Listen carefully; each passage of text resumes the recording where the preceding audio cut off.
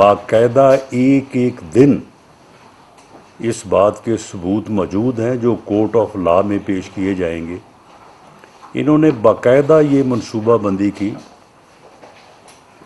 और ये टारगेट बाकायदा लोगों को सौंपे हुए थे कि आपने इस सूरत में कि मुझे गिरफ़्तार किया जाए तो आपने जो है वो किस किस जगह पे जो है वो आपने अटैक करना है।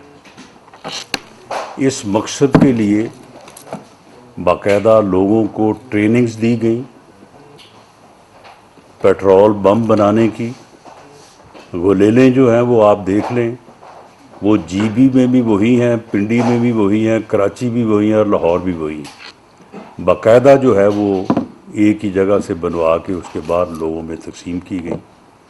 तो ये सारी जो दहशत गर्दी हुई है, जो जथाबंदी हुई है, ये इस फितने ने एक मनसूबा बंदी के तहत करवाई है। यही वजह है कि हम ये बात बड़े यानी तवातर से ये करते रहे हैं कि ये एक फितना है। इसकी अगर सही शनाख्त और इसका इदराक ना किया गया और लोगों ने अपने वोट की ताकत से इसे माइनस ना किया तो ये फितना इस मुल्क और कौम को किसी हादसे से दो चार कर देगा।